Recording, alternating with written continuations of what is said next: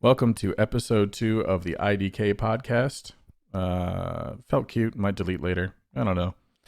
With me today is a good friend of mine from Tennessee named Jarrod. Jarrod is a friend of mine that I met through an online community, and we became fast friends, and actually invited him for a week to come hang out up in Ohio with us and my family. And my wife kind of freaked out and was like, "Why? What are you doing? And why are we meeting somebody that you don't know from the internet?" But felt very, very strongly, connected to Jarrod over the months that I got to know him before that, and definitely felt like we've developed a brother relationship. And he managed to come up here, and we didn't take his kidneys. And my wife and my kids love him, and so he's here today. He grew up in the South and has a pretty extensive background when it comes to the Bible. And so today we're going to be talking about a little bit about some Catholicism, Christianity, spiritualism, a little bit of Norse sprinkled in there. And I think we're going to talk quite a bit about Revelations and if we're in the end times. So with that, I will leave it to Jarrod to go ahead and introduce himself a little bit and tell us a little bit about what it's like being in the South, how you grew up, and I guess what brought you to the faith that you had. All right. Well, thank you so much for having me on. So yeah, I grew up in a small town called Clinton, Tennessee. To just a good old fashioned laid back country family. Mm-hmm. Uh, Grew up in a small church. Initially, it was a church that my grandfather had helped build, called New Life Fellowship. Oh wow. Uh, my grandfather was one of the big tithers there. He was also kind of the off pastor for the church. And once that church kind of dissolved, as churches tend to do, things come in, things go out. We moved to a church in Lake City where my mother's family went to, Mm. called Main Street Baptist Church out in Lake City, now known as Rocky Top, Tennessee. But yeah, grew up in a Baptist setting, and I've danced around in some of the different the different forms of Christianity, if you will. I've dabbled a little bit in the Catholicism, but mostly I've been more into the Protestant realm of things. Okay. Cool. And yeah, so when we met in this mutual community, it really is an online community that was based around spiritualism and just acceptance and discussing a lot of things, anything from philosophy to, like we said, religion to world events, politics, whatever. So we kind of hit it off because we both like to talk about that stuff. And one of the most interesting things that I've experienced with Jarrod was that we started to really bond and relate over our love of Norse mythology and in the Vikings. And they have a fascinating belief system. I've always loved the history of it. The TV show Vikings is phenomenal. I don't know if you've ever seen it or not, but it's really, really good if you've not seen it. And so we started to talk about that. So Jarrod, how did you end up, I guess, how did you end up being interested in that, and what led you to like sort of seek that out? Because, in a traditional, I would assume in a traditional Southern Baptist upbringing, it's like, oh, you would never even, watch those sort of things, I suppose, lest they influence you to the dark side kind of thing. So, Mhm. what kind of like, I don't know, like what led you down that path, I guess. Well, no, you're absolutely right. So, coming from a Baptist perspective, most Southern Baptists, you see anything that isn't Christianity is, it's of the devil or something, and that's a large belief system that's very prevalent here in the South in the Bible Belt itself. Um, but for me, uh, I think it's that the fact that it was that forbidden fruit was kind of what was first piqued my interest, but the devotion that the people of the Norse mythology had to their gods, Mm-hmm. the kind of the rituals, the how they would act and behave, how everything was done in honor of their gods. I think that's what kind of really drove me into it. What really fascinated me mostly about it, because you don't really see a lot of that nowadays in Christianity. Mm-hmm. Uh, and of course, the Norse belief structure isn't as practiced nowadays. Right. But those that do practice it still are just that huge devotion um, to their deities. It's fascinating. I Yeah. love it. Yeah, it's interesting because I think that with at least in my experience, so like I grew up going to a Catholic school, and then I kind of wasn't really, I was kind of kicked out, kind of not. I got into a lot of trouble, let's put it that way, and it was just better for me to kind of part ways. But I went to Baptist church, I went to Protestant churches, I went to God, there's another flavor in there that I can't think of right now, but anyways, I went to a lot of different churches, all of them, Christian, trying to figure out what I believe. Wasn't able to really find something that completely resonated with me because I questioned a lot. um and ended up just sort of falling into a place in my 20s where I studied a lot of world religions, and just started sort of picking up things from different things and applying what I liked and discarding the things that I didn't like. And it's brought me to the place where I am now, which is a very broad sort of like holistic view of things. But when in my time of dealing with different religions, between Roman Catholic and between different Christian faiths, I found for me that I didn't enjoy how the focus seemed to be so much on what I deemed was a prophet of that religion, not necessarily God. And I know that might sit uncomfortable with some people, but this is my perception of it at that age. Okay. And so I didn't like that. I didn't understand that. I felt like a lot of the worship was going to a man that was a prophet, not necessarily directly to the source. And so that was one of my issues that I had with it. And then, I found that being pretty consistent through most of the things that I had looked at early on. And it just didn't quite make sense to me. I didn't feel like I needed to be in a church in order to talk to God. I didn't feel like I needed to go through another person or prophet or teachings or any of those things. I didn't need to like fill out a 75-page booklet and spend 11 months studying to be accepted. Like that felt wrong to me. Yeah, I mean, all of that just seemed strange to me. And one thing that I think you're saying about, Norse, and Norse practice of the religion is that they really they had, obviously multiple gods that they worshipped, and they definitely worshipped a lot more things tied to nature and stuff like that. But they did sort of worship directly to those gods, and I don't think they necessarily put a whole lot of, I guess, weight and worship into different prophets, although they did exist. And of course, they always had their like local shamans and all those kind of things that were highly regarded.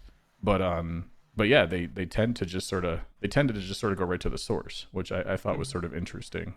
So I mean, is that kind of like how you feel? Like, did that resonate with you? No, absolutely.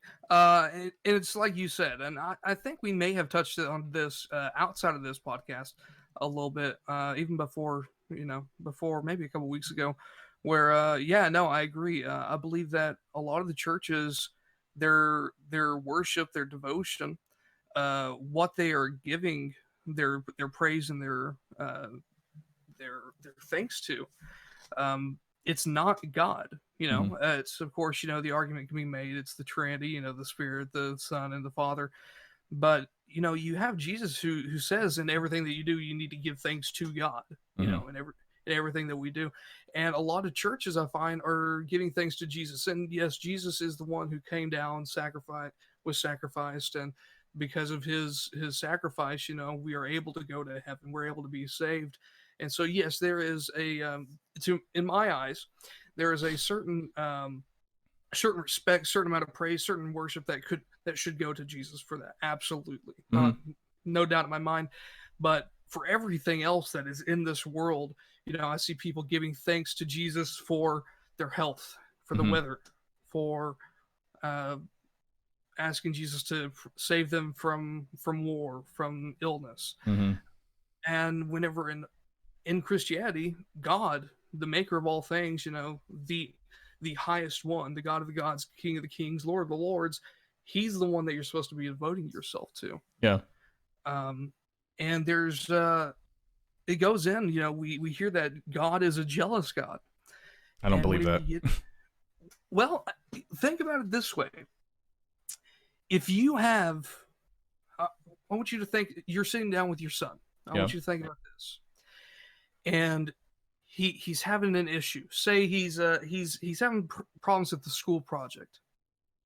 All right, and I'm sure that in your life you can certainly resonate, or you can connect with this here. Oh yeah. Your son has a school project and he doesn't know what to do. Every day. He doesn't know what to do, and you tell him, "Hey, let me help you. Let me Right. help you with this." Mhm. And your son says, "No, I don't want that help. I'm going to do this." And then he keeps struggling with it. He keeps hitting this wall, Yeah. and he keeps struggling. He keeps struggling. He can't seem to get his mind around it. He's going on the internet. He's looking things up. He's talking to his friends about it, maybe. And you're standing right there, and you kind of get annoyed at a certain point because it's just, let me help you, Mm-hmm. you know? So I believe that God is a jealous God in those regards of, hey, I am all that you need. Right. Why would you go to anything else? Why would you give worship and praise to this? Why would you waste time over here whenever you can come to me and I have everything that you need to be able to make your life full? In that regards, I think, yes, God is a jealous God.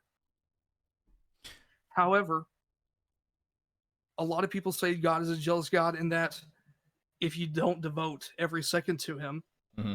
you're wrong. And that's just purely, I'm sorry, that's terrible. That's Yeah. terrible to say.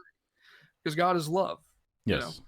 He is I understanding and everything. Yeah, I've always, like, when I hear the name Jesus, I can replace that in my mind with love, and Mhm. and same with God even, and I frequently do that. But yeah, so like, what if he's not jealous at all though? He, she, it, whatever. What if God is not jealous at all? And what if God is like, okay, obviously you can go the easy way, and you Mhm. can just believe, and I'll take care of you, or you can go the hard way. And the hard way is that you're going to go and ask all these other people and not believe me, even though I'm standing right here. Either way, you're going to come to the same place. Yeah, And absolutely. it's that way by design. So why be jealous if you know the end goal will be the same? Maybe, if anything, compassionate, because you don't want to see that person have to suffer to get to that end goal. But some people need to go the hard way in order to learn. No, absolutely. I agree with that. Yeah, that goes back to, it's God is, he is this all knowing. He's ever present, omnipotent.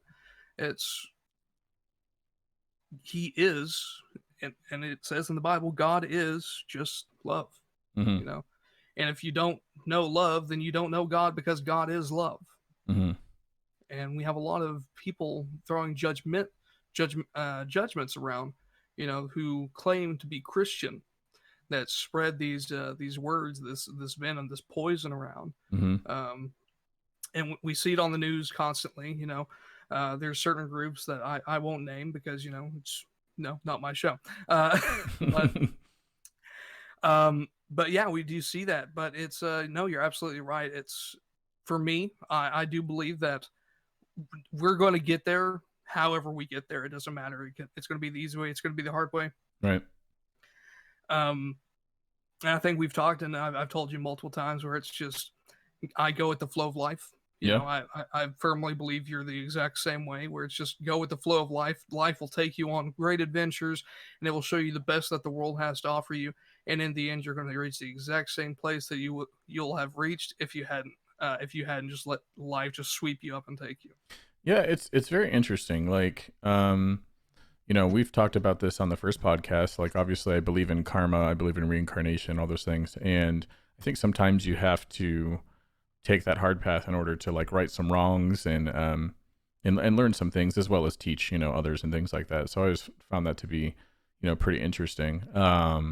But yeah, I mean, it's just interesting. I think that if you look at multiple religions, there's a lot of similarities between different belief systems. Mhm. and a lot of overlap too. If you sort of remove the specifics and get more, general and broad about it, they're almost like almost every religion has like a Ten Commandments, guideline kind of thing, golden rules that you're supposed to live by, et cetera, et cetera. And so many people put so much focus on the specifics of whose prophet's right and which ceremony is correct and this and that, that they sort of fail to see the basic truth that's in all of them, which is that they're all worshiping the same thing. It just takes a different shape or name, or in some cases multiple or not. Good friend of ours, Jarrod and I's, Wally, has a video that I will likely post to the podcast page explaining the difference between, one God, the source, and multiple gods. And it's phenomenal, actually. It's a very simple explainer. And it's great. It's very, very great. And so I'll share that. But it's so many wars have been fought over the specifics instead of just realizing that we're all kind of worshiping the same thing and we all want the same thing. And can't you worship side by side with somebody who's a Buddhist and a Hindu and, whatever religions you want to put in there, and appreciate that we're worshiping the same thing and worship side by side together in our own way without killing each other? Like, can that be a thing? It's 2020. Like, Abs- this yeah, this virus is equalizing everybody. It's not discriminating. Like, can we maybe get to that point? no, absolutely. Uh, I mean, yeah, it's just like you said. Everyone's belief structure. There are so many similarities in every faith. You know, it's at some point in time you have to sit down and think that they're all stemming from one root Right. concept. One root event, and then just through the ages, each one of them has been tweaked a little bit. To be able to reach out to a different group of people in a Yeah. different way. But yeah, no, I agree. It's 2020. We have this. We have the coronavirus currently spreading, and it's just like you said. It's not picking and choosing people based on the color of your skin, what religion you are, what who you sleep with at night or anything. It is just going after people because in the end, no matter what our faith is, what matter what our the color of our skin is, what our faith is, what our sexual preferences, what we go by, we are all people. We're humans. Yes. We are all on this earth together. And so it's sure our faiths are different, but they're not really different. Hmm. you know? I've said that a lot of times. I'm like, anytime conversation comes up about race, I said people need to open their eyes and look at things from a higher perspective and realize the only race that exists on this planet, as far as we're concerned, is humans. It's the human race, singular. All the little subsets of what that means, it's like a cat that has brown spots versus one that has stripes. Who cares? They're cats.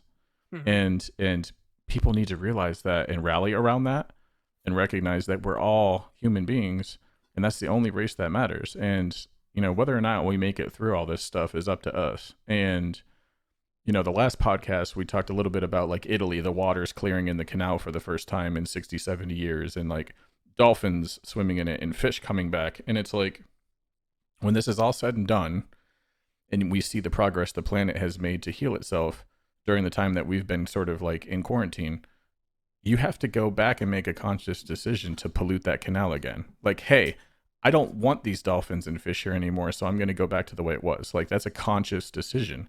Before, it was almost inherited. Like, this is the way it was, and we inherited it, and we just kept doing it and making it worse. But now after this, it's like a reset almost. Like, we have the opportunity to choose how we want to live, how we want to coexist or not. And I think it's a test. I really do. But anyway, yeah, no, it's definitely very interesting. And I think something else that's really fascinating to me is, since this virus has been out, is some of the things that you've seen come from the Pope. I read a thing the other day. I'm not like up on the Vatican news or what have you, but my wife told me that the Pope said, listen, if you can't make it to confession, it's okay for you to directly confess those things to God. You don't have to come to church. And people are like, what? I mean, this is the way it's been forever. What do you mean? And they're kind of freaking out because it's putting cracks in the system that they grew up with and that they're comfortable with. And I like when she told me that, I just kind of laughed and I was like, what do you mean? Isn't that how people normally do it? And if you happen to be at church, then you participate. But like, isn't that normal? Like, I don't go to church to do anything. I just talk, you know. And I guess it's not. It's a very ceremonial thing. And so I think one of the things, and I want to get your opinion on it, is you're starting to see a little bit of the dismantling of the traditional Roman Catholic stuffy ceremonial kind of thing. Like more looser Christ-based churches seem to be being very popular right now. You see these different things that the Pope's doing to sort of like open up to a more broader audience. And I do believe, my prediction is that eventually you're going to see people shift to a more Christian, more Christ and love based, a sort of system, and away from the rules and the ceremony and the stuffiness of, sort of the old guard that's been doing it for so long. And, especially with just all the corruption and the scandal and things that has happened and that's come out, I think that I don't think it's the end of the church like some people are freaking out, and I don't think it's the end of Christianity or Jesus. I think it's actually the beginning of the true teachings of Jesus coming out and being widely accepted, which is just love. It really is. All of the things that he did, all the things that he taught really come down to love, and you can sum them up with just that word. It doesn't have to be any more complex than that. Absolutely. Well, I mean, whenever you kind of look at this, we can look at this from the view of like the Protestant church. So back in the Old Testament, you had what was known as the tabernacle, right? I'm sure you've heard the word tabernacle. I have. You have a rough understanding of it. But in the tabernacle is it like an old school iPad? Not really. Okay, all right.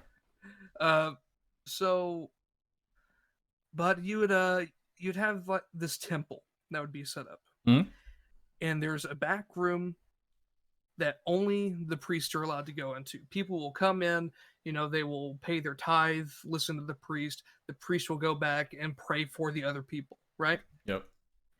And in this room that the priests are only allowed to go into is this veil. Mm-hmm. And before the priest would go in and pray to God, speak with God, there'd be a sacrifice that would be made. And it would be a lamb, and it would have to be flawless. There couldn't be any blemishes, any sores or anything. It couldn't be ill. And once that sacrifice was made, you could go and you could speak with God. Mm-hmm. But only the priest could do that. Flash forward to Jesus on the cross. Jesus' sacrifice, Jesus who was sinless, white as snow, the Son of God, his sacrifice, him dying on the cross, was the final sacrifice. Mm-hmm. The removing of that veil. Once you remove that veil, God's light, the Spirit of Christ, the Spirit of God, is available freely to everyone in the world. Mm-hmm. Now you, me, not being a high ranking in the church, not being a priest or not being a pastor or something, we can go, we can talk with God, we can pray with God, we can act, speak with him on our own terms. Mm-hmm. And we're kind of seeing from the sounds of it, just like you said, you don't have to come, the Pope says you don't have to make it to church in order to be able to pray. You don't have to confess your sins here in the church. You can do it from home. Right. And it feels like that ceremony, that old ceremony of, you have to be in this building talking to this person so that he can do this for you, is leaving. Right. And I believe that we're seeing an evolution in Christianity where it is being brought where everyone can. Mm-hmm. Because Catholicism has always been just rooted in their ceremony and in the old ways. Yeah, almost like in their structure, right? Where, yeah, like you said, you even think back to even Egyptian times, right? Mm-hmm. There was, if you were a king or you were a priest. Those were the only people who were able to get divine information, let's say, in Egypt, was the people who were deemed worthy to get it.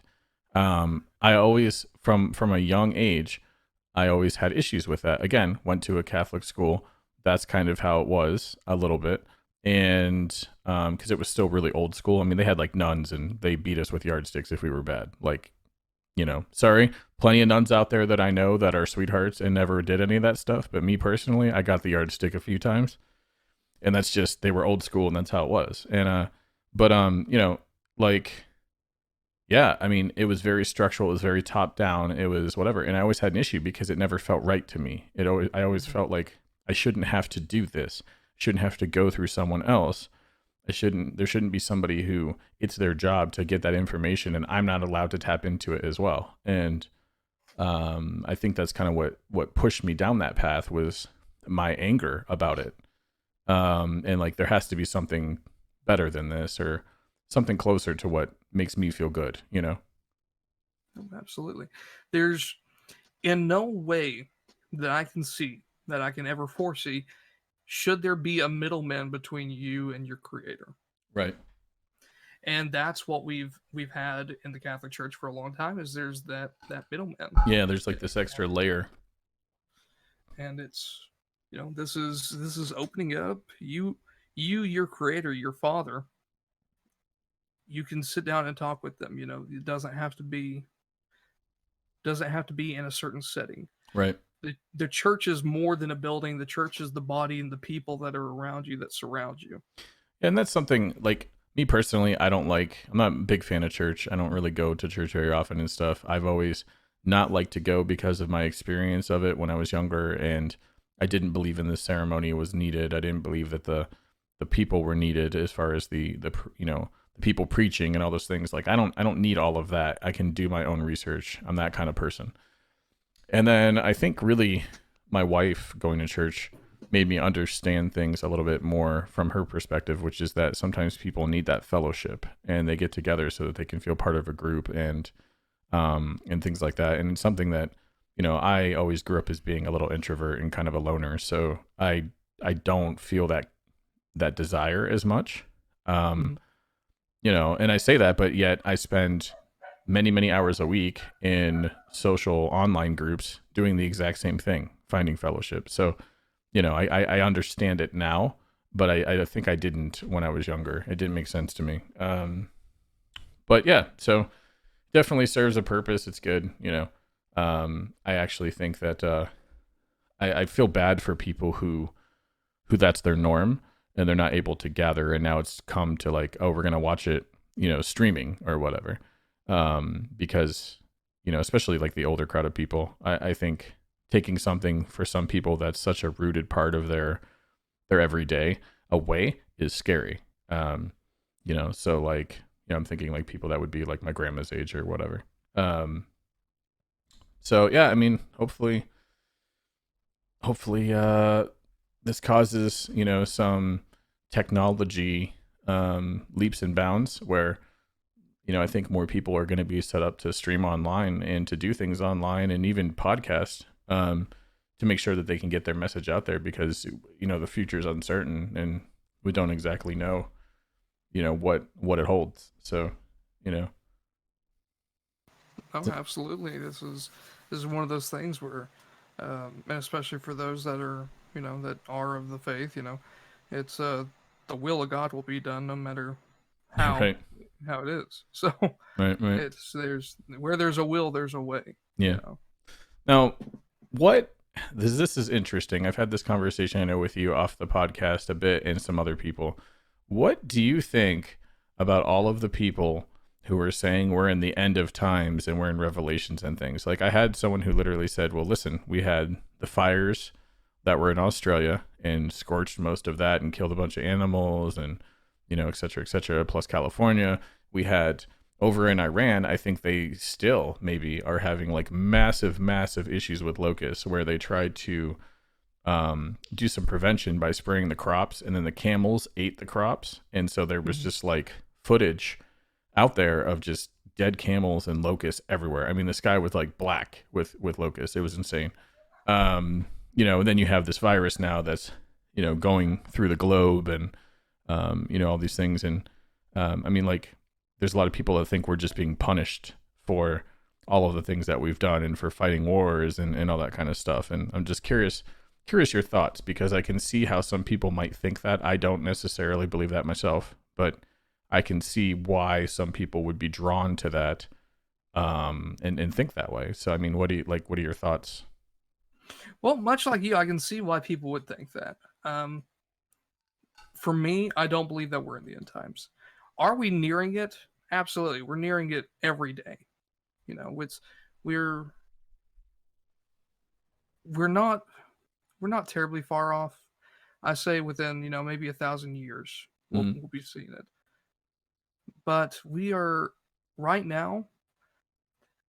Yes, everything right now is in utter chaos. But I think this is more to be able to show people a way of this is a renewal, if you will. Mm-hmm. You have all this chaos, everything's going down.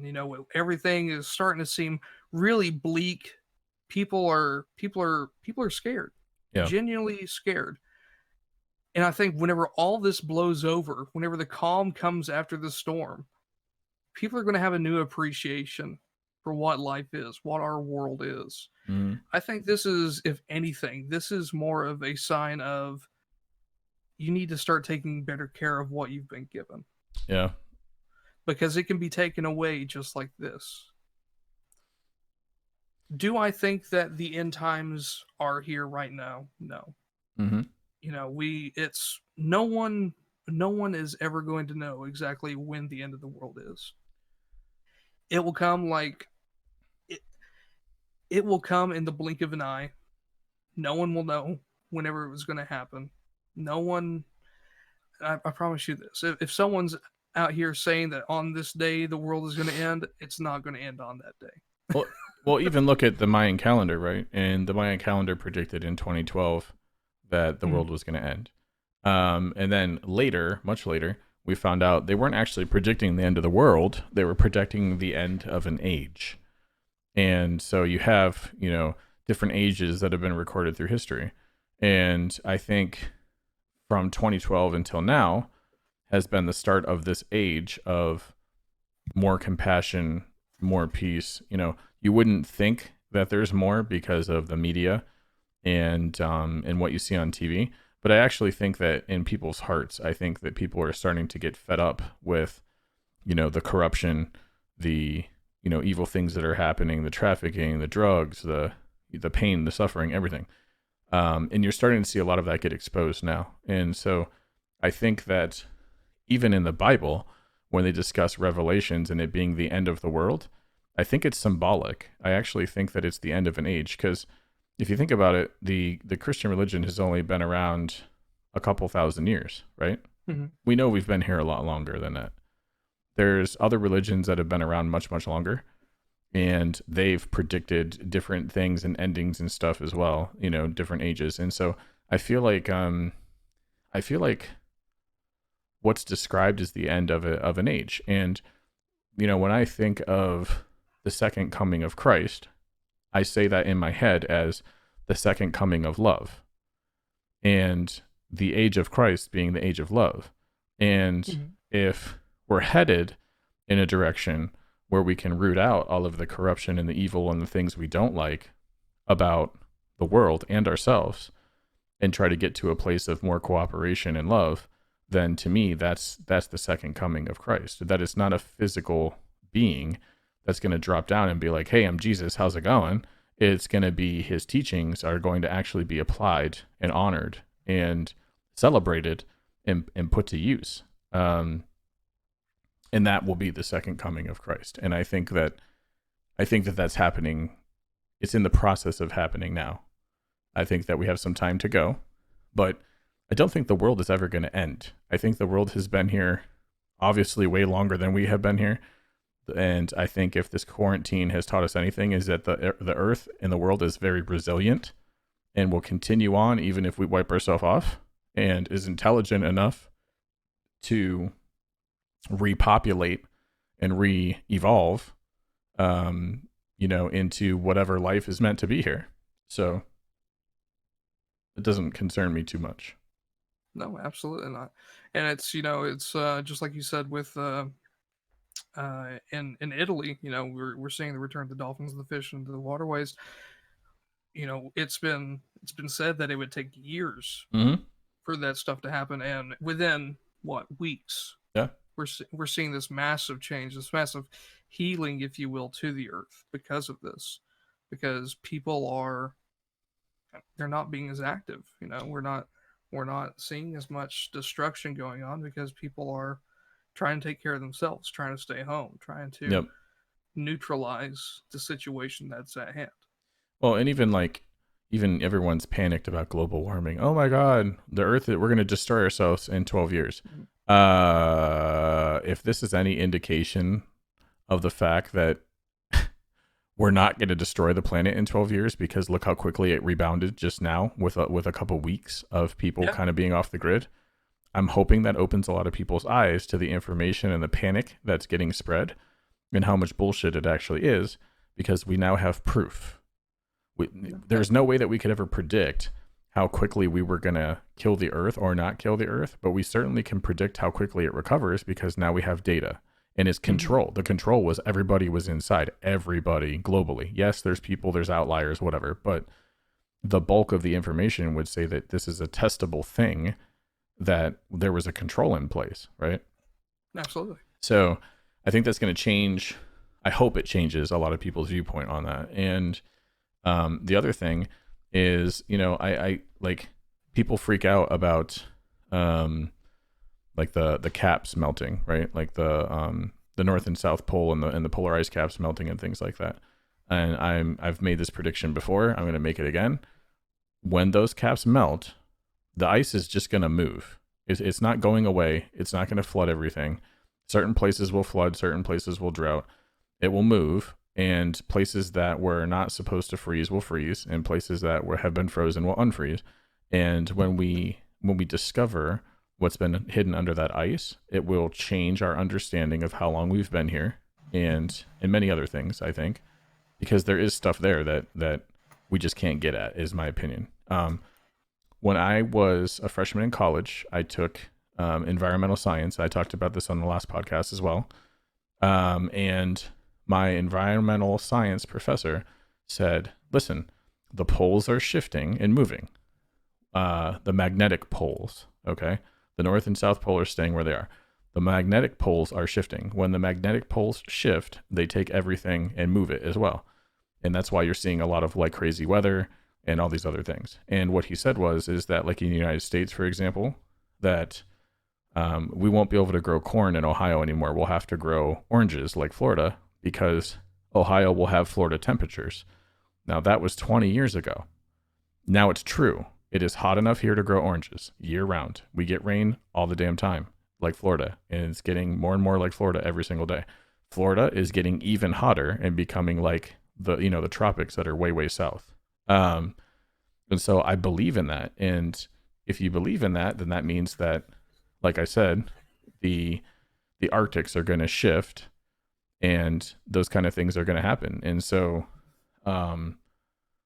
it's very, very interesting. It's very interesting. So like a lot of people that are freaking out about it, I think are just giving in too much to the panic of it all, and need to relax, because I feel like there's a plan in place, and the Earth is doing what the Earth does, which is it changes. The big buzzword now is climate change. The climate change has been around since the beginning of the Earth. It changes every single minute. It's what it does. It warms, it cools, it changes. It's not a reason to panic. It's just not. And if we went out of our way to save every single creature that's ever been alive on this planet, it would be so overpopulated that everybody else would die. Like, it's a controversial opinion, but it's true.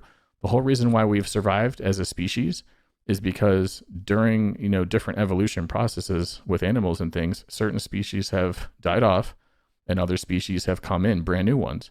And if all of them existed and never devolved or never died, there would be no room for anything on the planet. So things are meant to go away. and new things are meant to come in and old things are meant to go away. It's the nature of things. And I think people need to just take a deep breath and chill and have some Woodford Reserve whiskey like I am right now.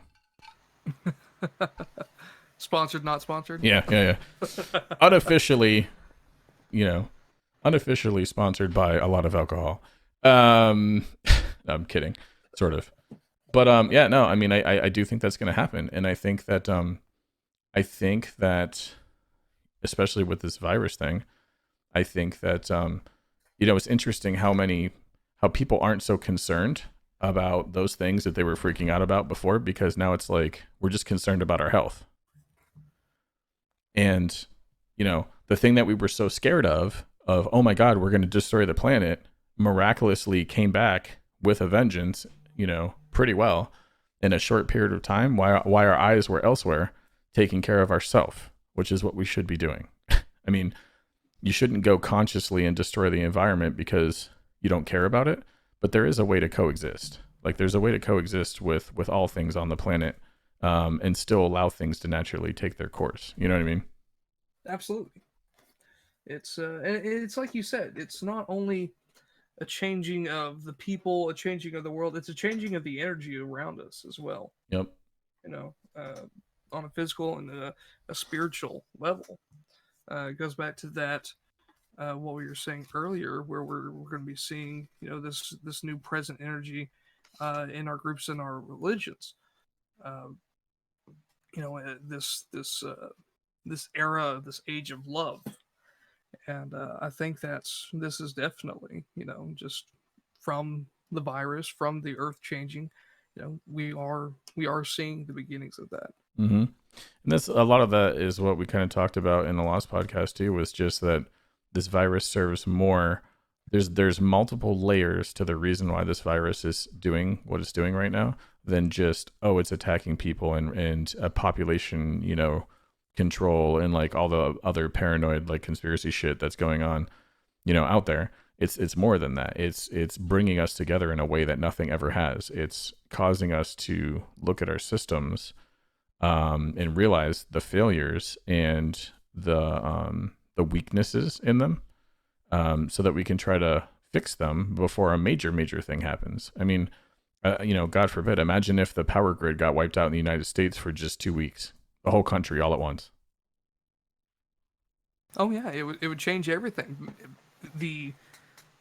I don't think the country would be able to even recover. I don't think so either. From 3 days. No, exactly.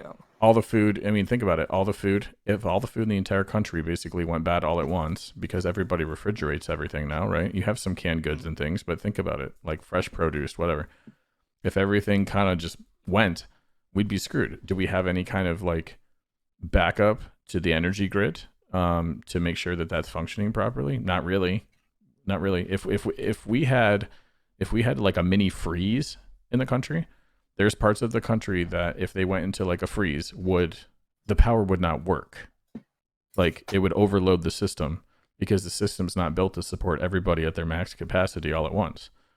And so like those are problems we need to solve before we do have something like that. And if you look at a lot of data, it would suggest that before every major cooling period that we've had in the history of since we've been keeping data, that there's always a warming period. And so I think maybe any warming that we have seen is sort of a precursor to there being a chill, and, we need to work on things and try to figure that out. I mean, Philip, on the last podcast, and I talked about how this is the very first problem in documented recorded history of everybody in the globe focusing on one problem together. Like, it's not just the United States trying to fix the United States problem. It's not just China trying to fix a China problem. It's everybody in the world trying to come up with a solution to one problem. And what's really fascinating, and you should check it out sometime, is there's a, I can't think of it right now. My mind's drawn a blank. This is the problem with not having like tons of show prep. There's some sort of science center that measures the magnetics I believe, of the Earth, like the polarity of the Earth and the different energy signatures that exist, right? Mhm. Seismic stuff, etc. And when 9/11 happened, you had people around the entire globe all praying at once, and they noticed the frequency of the Earth, the magnetics of the Earth, increased during that time when everybody was praying all at once. And one of the things that's happening right now with this virus is you have tons of people all across the entire globe that are collectively praying and putting out good vibes and working in cooperation to try to heal it. And I would be willing to bet that they're seeing an impact on their numbers there as well. And so it sort of circles around to the like, what is possible when you gather as many people as you can from around the globe and try to focus on one thing? Like what good can come out of it, you know? Oh, absolutely. I mean, whenever you have, you know, where you have 5 people gathered, where you have 10 people gathered, where you have 15,000, 5 million people gathered, there's energy that's being expelled, Mm-hmm. no matter how you look at it. And that energy is being directed somewhere. That energy is going to do something. It's not just going to sit stagnant. Right. And I agree with you. Like you said, we have this worldwide phenomenon. We have people worldwide worried about this. People all across, international, globally. This energy that's coming from people, it's not just sitting stagnant, laying on the ground. Right. We're it's seeping in. It's people are knowingly, unknowingly sending this energy to be able to make this change to make things better. Yeah. I mean, it's literally like manifestation on a global scale. Mm-hmm. And yeah, I mean, I'm excited to see where it's going to go. I do think I think of all the things that have happened in my lifetime and all the things that will happen in our lifetime, that this is like, it's like this is where the major plot point comes in, right? Like everything else that's happened has been little things that have been like training us to make us the people we need to be for this, because from this point forward everything can change if we just decide to work together and you know really treat the planet as if it's another human being almost, right? Yeah.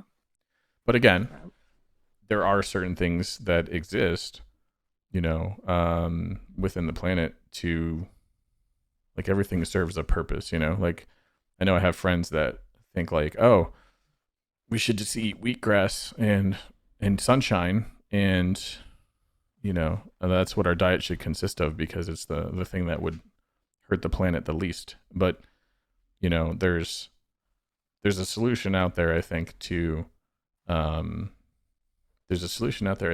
feed as many people as the planet has. That doesn't mean plundering it of all of its resources and doing so in a harmful way, whether that's animals or whether that's other things. I think there's a way to to do that from a place of love and compassion and understanding that you can live in harmony with things and that there is abundance. No, absolutely, absolutely. So I think it's going to be exciting to see. It's gonna be exciting to see where things go, man. It's like I spent a large chunk of my life wondering what the hell I'm doing here and what my purpose is and all these kind of things. And I've come to a place where I don't think about it as much. I'm just kind of in it, and I'm actually kind of excited. Like, I'm excited of not knowing. And before, I was the type of person that felt like I needed to know everything, question everything, get answers from any way I can to be prepared. And now I'm sort of like, it's fine. Whatever's meant to happen will happen. I'll figure it out along the way. Yeah, it's just back to that. Let the universe, let the world, let life sweep you up and take you along the way. At this point in time, we're all on it for the ride. We're all going to get there whenever we get there. You know, Yeah. we're all going to have a little bit of a very different experience. Yep. But in the end, we're going to be stronger from this. It's like whenever you bodybuilders lifting weights. He doesn't go down in weight, every day to be able to get stronger. No, he packs it on. We as humanity, we as humans, we're going through these harder and harder situations, these events in life, and it's making us stronger Yep. as a human race. Stronger as people, stronger as cultures, just as the collective that is us, Earth. Yeah. I agree. I like it, and I think that's a good way to wrap this conversation up. Although I feel like you and I definitely could talk and talk and talk and talk about a lot of things, and so that's good. I want to definitely have you back on at some time and talk about some other of the crazy things we discuss offline, and things like that. But yeah, no, I appreciate you making the time to be my guest and come on here and talk a little bit about that kind of stuff. And hopefully, those of you who are listening got something out of it. And if you didn't, that's fine. There's multiple other podcasts you can get something from, and multiple episodes of ours. Like I said, I don't really have a theme. It's just kind of winging whatever I want to talk about at the time. So hopefully you enjoy the weird scatterness that is my brain. And hopefully you enjoyed the feedback that Jarrod had. And as always, make sure you follow us on socials, and be sure to share this if you liked it. And we will see you next time. Thank you so much, Jarrod. Hey, thanks, man, for having me on, brother.